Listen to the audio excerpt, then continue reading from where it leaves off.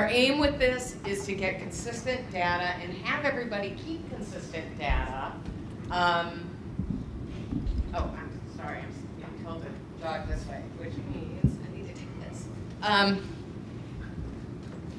So this is a start on doing that. This is the first year we've collected this data. The last deep dive into the nonprofit news world was done by Pew Research in 2013. We are very fortunate in that Jesse Holcomb, who is deeply involved and did much of that Pew Research, will be handling the analysis of this data for INN this year, and we expect on an ongoing basis, along with Michelle McClellan. So we just got the data in, and so this is not at all deep. This is the first rough cut. Yes? Will these slides be added to the yes. conference? Yes, and I will send them around. Yeah. So this is a first rough cut. We'll be in data analysis all fall and have a major report in the fall. I'll come back to the individual benchmarking accounts at the end of it. So, whoops.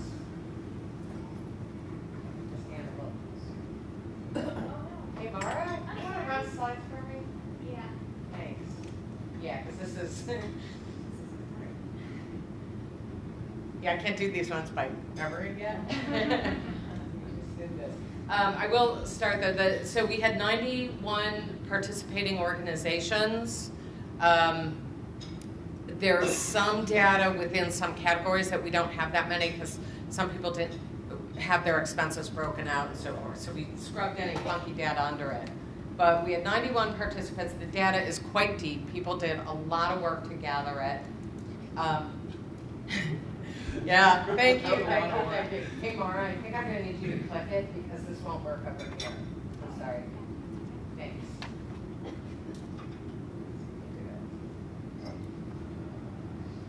So getting into the findings, those 91, what we found, the divide on geography is pretty representative. So those percentages are very close to, if we take the overall membership, how much is local, how much is state, how much is regional, national, and global. We do have a handful of members, like about 10 that aren't publishers. They're organizations that are like us, field building organizations. We often fiscally sponsored them. News Revenue Hub, GIJN, Sembra Media. They're not counted up here. This is all publishers, people publishing news. I will note, we break out state and local and believe it's very important to, because the economics of it and the audience strategies and so forth differ a lot. So many foundations in that will lump that all as local, but we want to keep breaking it out because it needs different things. The publishing cycle was interesting. I would say daily has moved up. We don't, again, have apples to apples past data on most of this stuff. So it's impressions of where things have moved.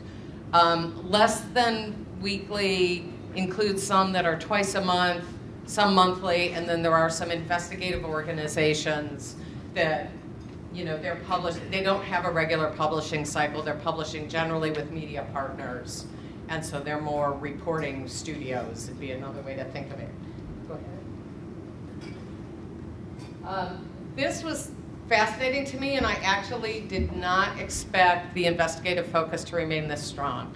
The roots of INN are all investigative, but we have seen nonprofit journalism expand greatly into just community coverage, a lot of issue coverage, a lot of deep explanatory. And so we actually were curious how many would say our main focus is on investigative and in-depth. And that's still very strong, and it's a part of journalism that there's less and less of it done commercially. So that makes sense from that perspective. The rest, those next three, it was about 20% each. News and events, they're general news, often covering the local news organizations are really becoming general news organizations. Explanatory and analytical, many of the nonprofits are the beat reporters for their state on a complicated topic or nationally. And then about 20% were like, we're a mix of these things. Single topic, the 1/3, as Sheila mentioned, that's a big growing part, that kind of beat reporting, particularly in complex topics. Go ahead, Laura. So this one we'll come back to in the kind of, ooh, let's look ahead on this. We think this is an area that points to opportunity and challenges, both, right? Because everyone now is focused on growing their audiences, and 30% had really defined, here are our priority audiences. 70% didn't, and that makes, when you're small, that makes growing your audience a whole lot harder. So this is one we looked at you're seeing a lot of training offerings this year around audience development, because it's an issue, but this underscores the need for it. Go ahead.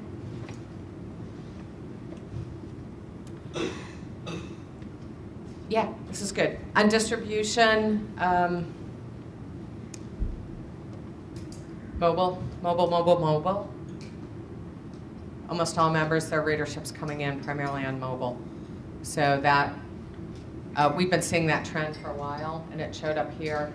But the distribution through third parties remains incredibly important and incredibly challenging in terms of defining your audience. So it's really important for everyone in terms of impact and reach, but it can not, sometimes it doesn't always play with building your own direct audience. And it is very, very difficult to get good statistics and analytics from distribution partners. And that's true beyond the nonprofit world. But it's an issue to wrestle with. The 15%, I would guess that that's lower now. That was 2017. And we've seen social media distribution decline since that. So I'm guessing that's come down. So revenue, a couple interesting things here. I don't think the top 5, accounting for nearly half of this, they were about 90, I think that's probably what most people expected. And so we excluded those top 5 in taking average revenue. That's definitely up, that 1.1 million. And what I think we are seeing that is encouraging in this, so you still have, there's a very high pace of startups in 2017, and it really picked up after the election. So 2017, that bottom under 200K, many of those are startups. The 200 to 500, again, that's the kind of 1 to 3 years for the most part. There are some organizations that have been around for a long time and have stayed small. Where we've seen growth, and we do have a little bit of comparable data, is you're seeing growth in that 500 to 1 million, and definitely in the 1 to 3 million. Organizations are moving up into that, and that's a higher proportion. We've always had a cluster of really big organizations, but where you're seeing that growth is in those next 2 brackets. Can you go to the next slide, Mara? So the funding mix, this is something we'll be digging into a whole lot more over the summer. And there was some variance. These are big averages. There's big differences in this pie if you're a new organization. There's a fair amount of difference between single subject and general news organizations. But overall, foundations are still providing just a touch over half. I think membership is low in this because a lot of people were working in 2017 on membership, so I expect that is probably higher now, and so that'll be a very interesting one to watch year over year. Small donations and major gifts, we think both grew. That should incorporate last year's Newsmatch results. We're mostly in small donations, maybe a little in membership, and just a few in major gifts. Major gifts are defined here as $1,000 and up. That is a low definition of major gifts, but it reflects what many of our members see as a dividing line. Yeah, Lee? What's the difference between membership and small donations? How did you? We let people define that, whether they consider it a membership program or whether it's just individual donations, and some of those are sustaining donors. So sites define that differently, and we let them define it. We did not try to define it. Yes?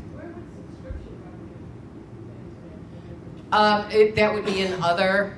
There is not a lot of subscription revenue in the field. There's some. I think that will also grow, actually, when, you know, we are getting more requests to, can you help us build paywalls and that type of thing. Hey, Mara, go to the next one. So this is more on revenue. If you look at it the other way, 55% of nonprofit newsrooms get half or more of their funding from foundations. So it remains really critical. But you do see a difference. This is where when you see the single subject, they have much higher foundation funding. Our suspicion is, you know, they're able to draw from journalism funding and from their topic, if it's environment or health. And so they have a broader pool of foundations to draw from. And then multi-topic tend to be more local, and we're just starting to see people make inroads into local foundations. Same thing, national and global, it's higher foundation than local. One of the encouraging things we need to look into more, but on that previous slide, earned revenue is up at a decent amount, and it's higher in local and state and regional. So I think that's a whole mix of things. We need to look at what that is, but you know, it's training, it's events, it's various services. We need to dig into what that is, but it's definitely, that piece is bigger than it used to be.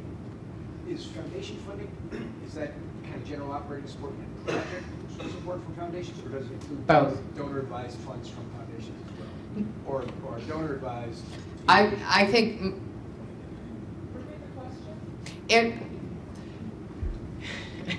donor-advised funds, are they showing up under foundations, or are they showing up under major donors or individual donors?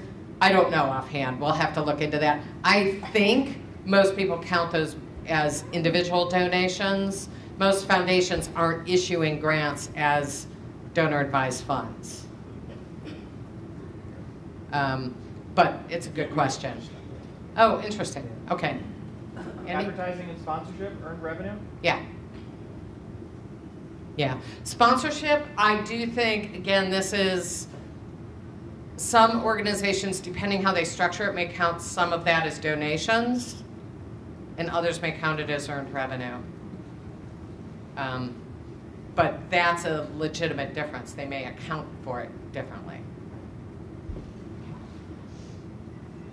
So the other thing in here is staffing, and this starts as we look at expenses. The interesting thing to us, and I think this reflects some operational smarts, the 28% of the workforce is contract, and those are FTEs, so that's not, you know, somebody doing one story. And so you see that kind of flexible workforce that may include interns as well. The proportion of staffing that's editorial, we see, like audience development is another area, and we've all been talking about it for the last 24 hours, the need for more business talent, and to look at how much business staffing you have to support the journalism. So we think those percentages tell us that they're, you know, they kind of confirm the suspicion that we need more business power behind the reporting to build the revenue around it. The diversity and gender, we've looked at this before, and this is consistent. Many nonprofits are founded by women and have women in their leadership, so actually gender equity has been there for a while. It's still a very white media for the most part, but it is better than traditional media. And we are seeing, these are numbers we also, you know, we see people really actively working on this, so I expect these numbers will continue to change.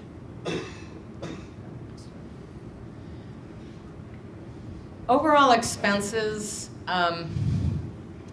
you see the average budget. Again, we cut out the top 5, so you can kind of see the state of the field without that.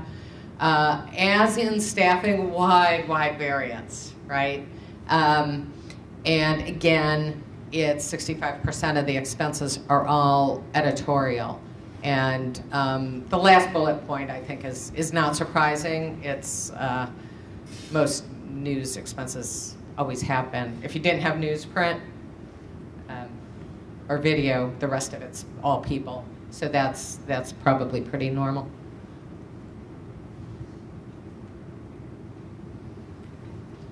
takeaways, I mentioned some of them. Audience targeting, expense tracking. This is where people really had trouble.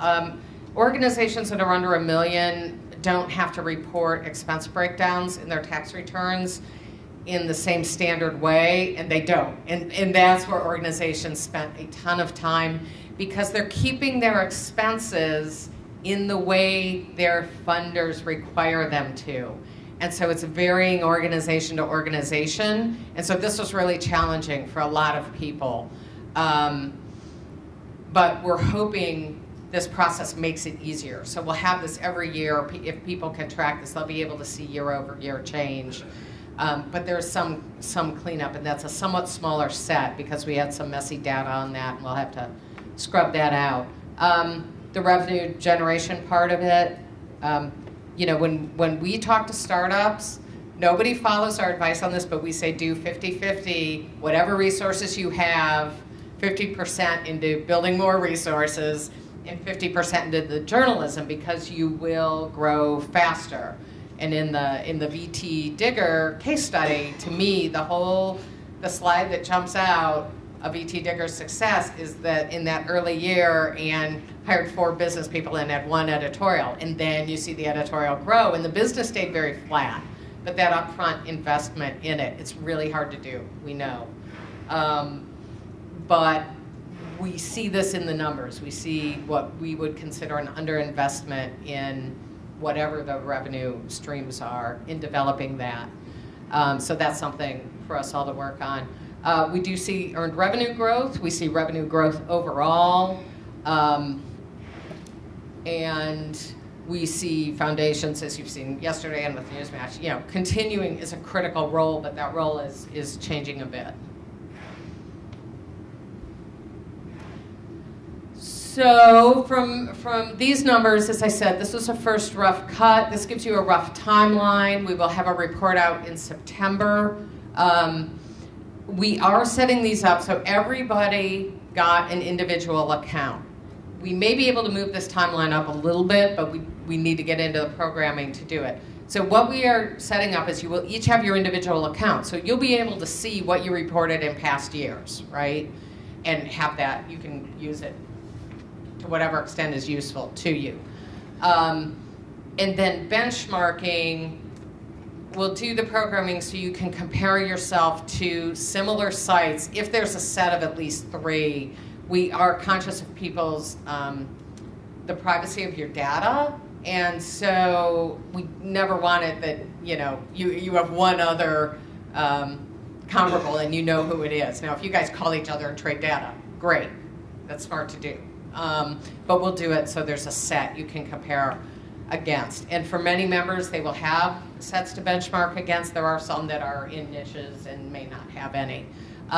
So we're going to try to move this up quicker than Q1, but I don't want to promise it on that. And then we will next survey right after the first of the year. We have had a lot of requests for things related to this, primarily salary compensation surveys. We have had many, many requests. And what I've told everybody is let us get this done first, because unless you can compare it to the size of community and some comparables, the salary comparisons may be a little useful, but not as much. We will look at doing salary compensation surveys and getting funding for that. We'll outsource it because there's firms that just do that. We're not going to try to build it into this survey, but we can build it onto this survey. The other thing, you want to advance to the next slide. That's a thank you. We need to advance 2 more. We can come back to this. 1 more. Okay. AS&E diversity survey. So we had a couple diversity questions, but we need you to do the AS&E diversity survey. They don't have great distribution lists for nonprofits, so we are really trying to help make sure you get the word and respond to this. They are the diversity survey. We don't want to duplicate that. We want to have everybody measuring the same things, and it's really, really important. So they run through midsummer on that. The email address is there, and we'll keep promoting it, but I would really encourage you to do it. And then the INN index, we will hold this open, but only a very short time because we need to get into the research. So if you didn't participate and this has inspired you to, please do. Email Mara by next Thursday, and then we need the data by the 30th, and then it will be closed. Can we go back to the thank you participants? Yes, list so can we we? can see that. Yes.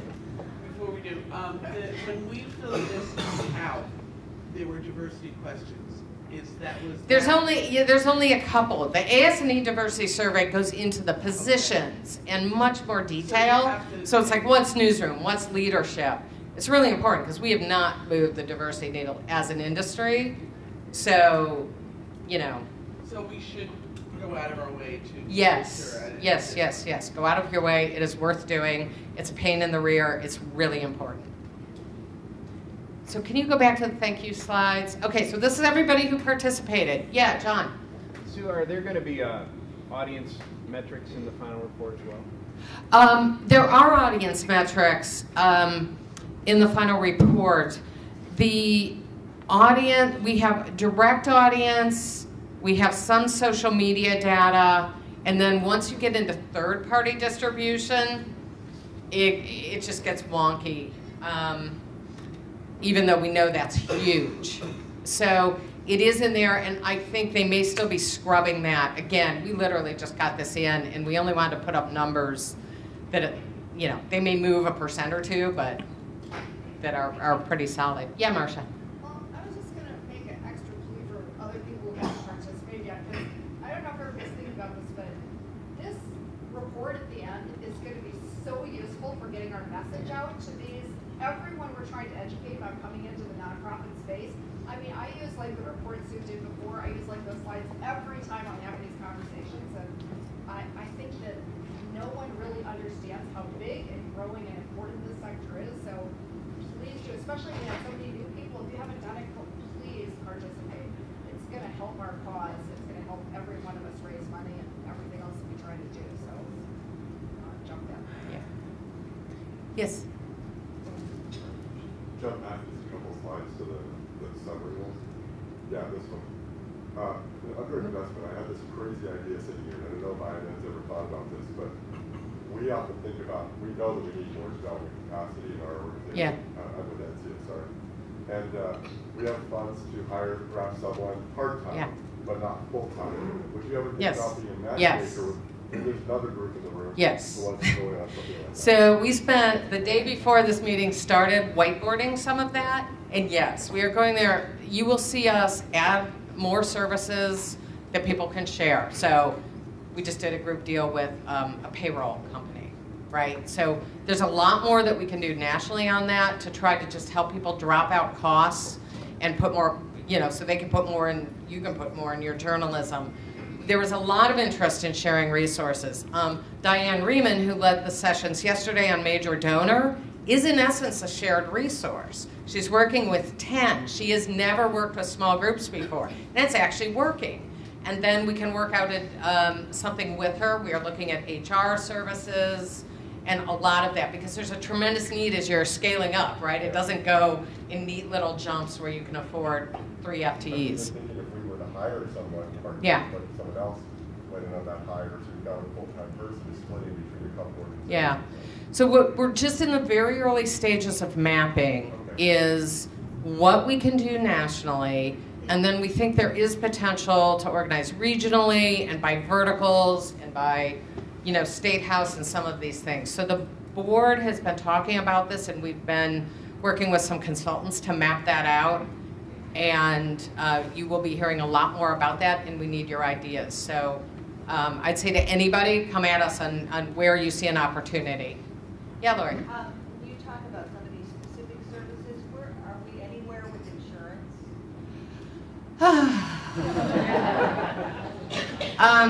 Yes and no. We are, and actually thanks to Lori, we have the best broker we have ever worked with, who is in San Diego. Way better than anyone else we've had. So we can get you access to media insurance, but media insurance remains a huge, ugly problem. So we are, and it's a bigger problem actually than we can solve. So we are working very closely with Democracy Fund, to look at options for industry-wide self-insurance. We have looked deeply into media insurance pools. And everybody, that's the first place our minds all go, right? They don't work very well. You put a ton of work into getting the pool. They tend to save everybody money for 2 years. And the first time one of you are sued, the whole pool blows up. And so and this is insurers who would have made a lot of money if we did it through them, telling me that, going, everyone likes the idea, doesn't work very well. So Democracy Fund, I don't think, no one's in here from Democracy Fund this morning. Estizer Smith on the staff there is working on that very steadily. We've been meeting with her, and the more you can share with us. We used to be able, when we facilitated your access, we knew what you got and what you were paying, and that's illegal for the brokers to share that with us, so we need to get it from you. And the more people are willing to share the cost and the terms of their insurance, I think that's helpful to everybody. So, we can facilitate that sharing and get you access, but there are fewer and fewer insurers, so it's not like it's a competitive market. It's like whoever will give you a quote, you're kind of stuck paying that because it's probably the only quote you got. That was true even of INN, and we are not, our risk profile is very ancillary. It's just from carrying your stuff and distributing it. We're not publishing high-risk stuff, but still we only had like one. I asked them to bid it out, and they bid it out to 6 firms. We got one. So that's typical. Yeah. Just to ask, I know we didn't have a lot of detail in the survey on this, but on sort of team structures, the organization, so you could kind of like, we could learn what are the roles of revenue, what are the roles of tech, what are people, because this just seems like this is a big question. Yeah, I think we will have to get into that in the salary compensation survey. And one of the things that makes a salary comp survey tricky, and the reason we're going to need some expertise on it, is titles aren't normalized, right? So an executive director can be the publisher, can be the editor, can be the chief fundraiser, but neither of the above. It's all over. Andy? Well, one friendly suggestion would be if you're creating a portal where we have access to benchmarking information and yada, yada, yada, you could just create a space or places where we could upload org charts or sales collateral, the kinds of stuff where we naturally are asking ourselves to see each other's stuff all the time. Well, you just put it up there if you're willing to share it out, and then people who need it. Let me divert for 1 minute on that, because Jules Shapiro and I were just talking about that. So we have, typically when you guys shared sample documents, we put them on the website, sometimes in full, sometimes we link to them. Now there are things that you don't have up on the web. Your sales kit, some of those are on the web, but some not. Your contracts. So we were just talking, is it a Dropbox? Is it a shared drive? We want you to be able to find it easily through the website, but we actually have to figure out what's the easiest way, because there's huge value in that. If you guys share those, that's super useful. So we are trying to figure that out. So if anyone has a preference on that technical detail, find Jules. She's back there, and we'll work it into the website updates. Great. Can you go to the thank you? Go back to the thank you after the participants there. I wanted to call out, we had a lot of help with this, and we took our time. We got a lot of advice from Pew, from John Sotsky, and others at Knight Foundation, and Democracy Fund. Many people gave us a lot of advice. And then I did want to call out our beta testers, who, we know this was a pain for everybody, but they did an amazing job. Civic Story, iNewsSource, MinnPost, and Public Source. So thank you. They need a round of applause. So, any other questions on this? Great. If questions come to you later, let us know, because we'll be crunching that through the summer.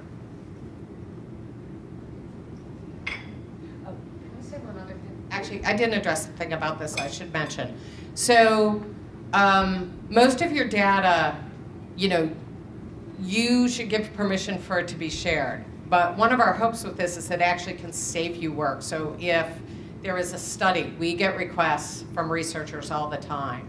So for example, Shorenstein's doing a big study of single topic news sites.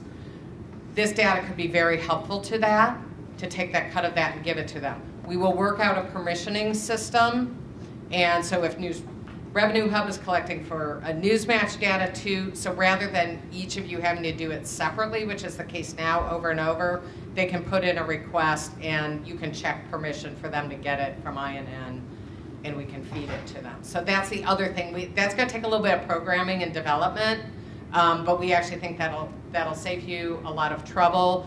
I would encourage you to share your data. I realize when you're sharing audience data, sharing that, it's scary. You know, you're like, oh, maybe our numbers don't look as good as we wish they were. We're not going to be able to grow the field without like really being real about the revenue, the expenses, and the audience. So I would hope you are open when there are researchers looking at it and so forth to share what's happening in your publication. That's it. Thank you.